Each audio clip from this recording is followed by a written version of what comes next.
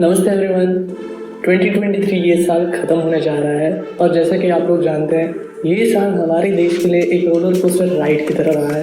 हमने हमारे बहुत सारे अप्स देखे, हमने हमारे बहुत सारे डाउन्स देखे और इन्हीं अप्स एंड डाउन्स को आज हम इस वीडियो में समराइज़ करने वाले हैं।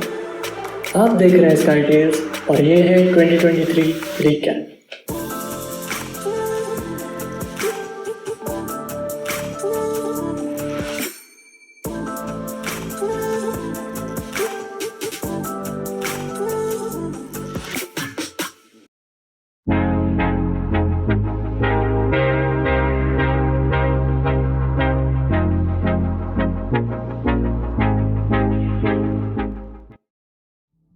फरवरी 2023 यानी इस साल की शुरुआत में हमें लिथियम के बहुत बड़े रिजर्व्स मिले जम्मू एंड कश्मीर में। लिथियम, जैसा कि आप सब लोग जानते होंगे, बैटरी टेक्नोलॉजी में यूज़ होता है और यही बैटरीज हम यूज़ करते हैं ईवीज और रिन्यूएबल एनर्जी स्टोरेज के लिए। इंडिया को इस 5.9 मिलियन टन वाइट गोल्ड के भंडार से बहुत फ़ायदा होने वाला है। ये हमें मदद करेगा हमारे रिन्यूएबल एनर्जी गोल्स के कंप्लीशन में और इसी के साथ ग्रीन हाउस एमिशंस भी कम होंगे।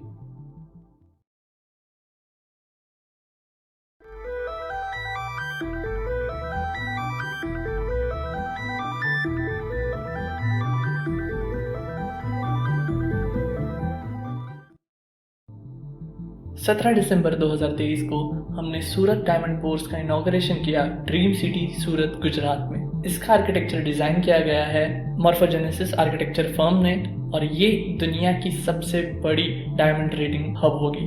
इसका एरिया 6,60,000 स्क्वायर मीटर्स होगा और ये इसे दुनिया की सबसे बड़ी ऑफिस बिल्डिंग भी बनाता है। जी हाँ, पेंटागन से भी ज़्यादा। ये बिल्डिंग 1.5 लाख लोगों को सूरत डायमंड इंडस्ट्री में रोजगार देने वाली है।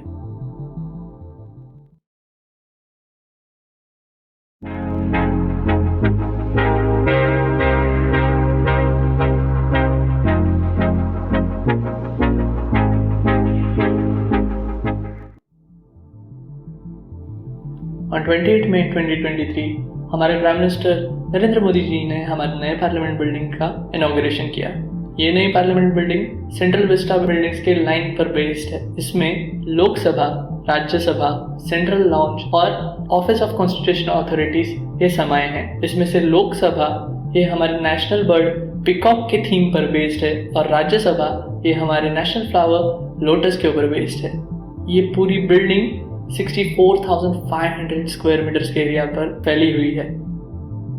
On December 13, 2023 दो अनजान व्यक्तियों ने लोकसभा चैम्बर में घुसकर पार्लियामेंट की शांति भंग की। इन दो अनजान व्यक्तियों को बाद में अरेस्ट किया गया। इन्हीं के साथ दो और लोग ऐसी ही हरकतों के लिए बाहर अरेस्ट हुए। इस पूरे इवेंट के होने के बाद 146 अपोजिशन पार्लियामेंट मेंबर्स पर सस्पेंशन लगा।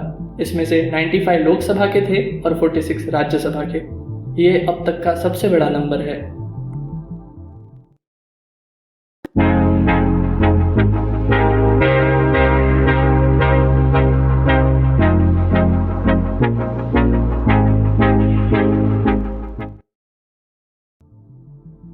सितंबर 2023 को भारत देश ने अपने न्यू पार्लियामेंट बिल्डिंग में वुमेन रिजर्वेशन बिल 2023 या नारी शक्ति वंदन अभियान इस बिल को पास किया।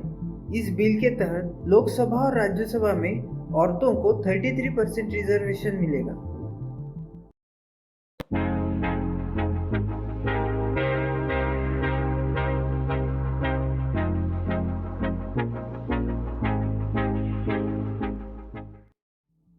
(1999) को G20 की शुरुआत हुई थी और इस साल 2023 में G20 की प्रेसिडेंसी भारत के पास थी। इसमें भारत ने 60 अलग अलग सिटीज में मीटिंग्स ली और पूरी दुनिया को वसुधैव कुटुंबकम और the world is one family यह लेसन बताया और अफ्रीकन यूनियन को भी G20 में शामिल किया।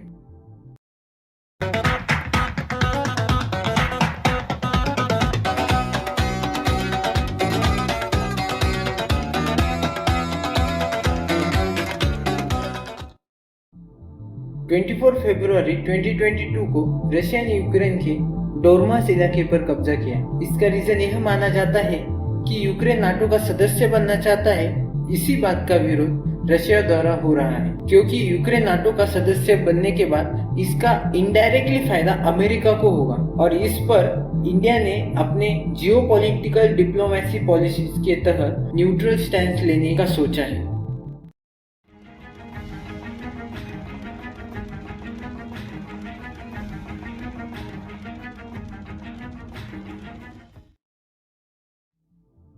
कॉन्फ्लिक्ट सिर्फ दो देशों में नहीं, एक राज्य में भी हो सकता है और यही हमने 3 मई को मणिपुर स्टेट में देखा, जहां मेटी पीपल और कुकी ट्राइबल कम्युनिटी में एथनिक वायलेंस हुआ। इन वायलेंस की वजह बहुत सारी है, लेकिन हमें वहां शांतता प्रस्थापित करनी पड़ेगी, जिसके लिए हमें कम्युनल हार्मोनी में रहना पड़ेगा और लॉ एंड गवर्नेंस को मजबूत करना पड़ेगा।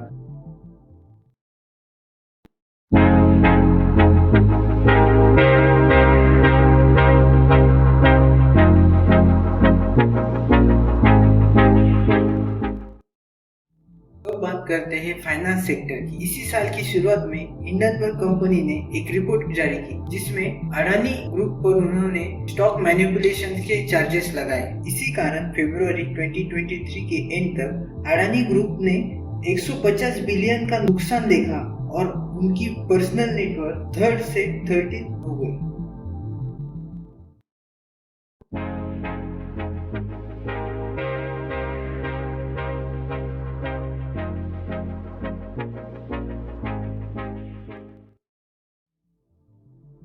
फाइनेंस की बात हो ही रही है तो अब यूपीआई की भी बात कर लेते हैं। यूपीआई यानी यूनिफाइड पेमेंट इंटरफेस एक रियल टाइम पेमेंट सिस्टम है, जिसके माध्यम से आप किसी बैंक अकाउंट के बीच में रियल टाइम मनी ट्रांसफर कर सकते हैं। आपने पेटीएम, जीपे, फोन पे ऐसे ऐप तो यूज किए ही होंगे। ये सब यूपीआई बेस्ड हैं। यूपीआई को आज France, Bhutan, Oman, UAE, United kingdom, Singapore और मलेशिया जैसे देशों से भी डिमांड आ रहा है।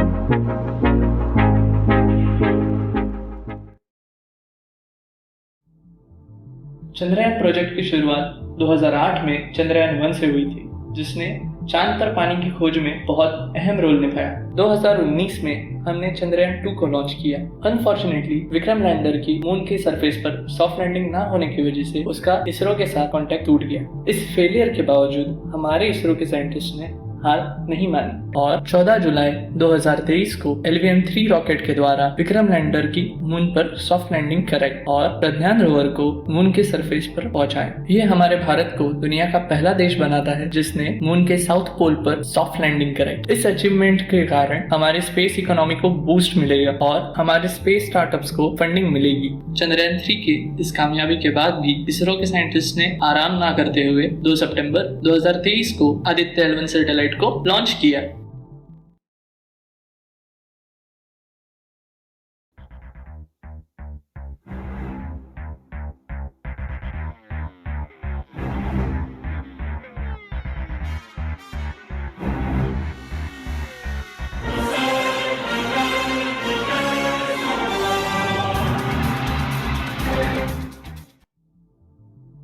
इस साल का सबसे ज़्यादा चर्चित रहने वाला कोई अगर टॉपिक रहा होगा तो वो है AI, आर्टिफिशियल इंटेलिजेंस। इस साल की फास्टेस्ट ग्रोइंग टेक्नोलॉजी रही है AI।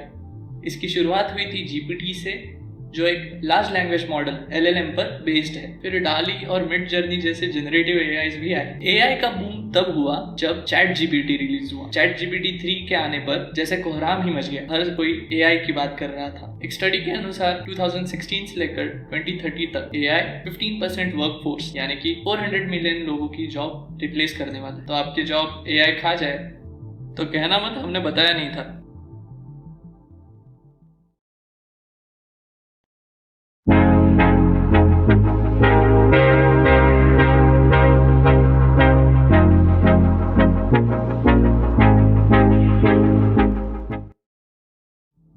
इस साल स्पोर्ट्स सेक्टर में हमारे खिलाड़ियों ने बहुत अच्छा प्रदर्शन किया। 19 एशियन गेम्स जो हंगझाऊ चाइना में आयोजित किया गया था, वहां भारत ने कुल मिला के 107 मेडल जीते।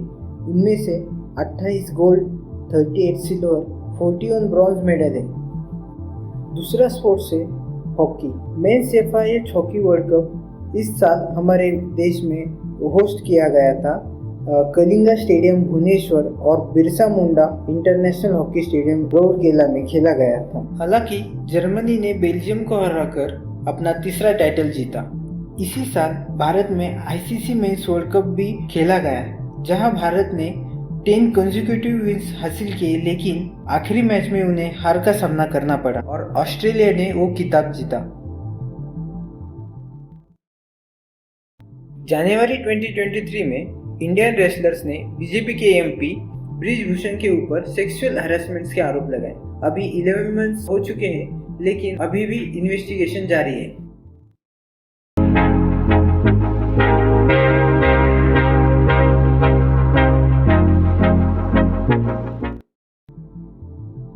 तो चलिए अब थोड़ा फिल्मी होते हैं एंटरटेनमेंट अपडेट्स के साथ। जहां अब तक हमें एक ऑस्कर मिलना मुश्किल था, वही इस साल हमने 2 ऑस्कर्स लाए हैं। पहला ऑस्कर हमें मिला आरआरआर के नाटू नाटू के लिए।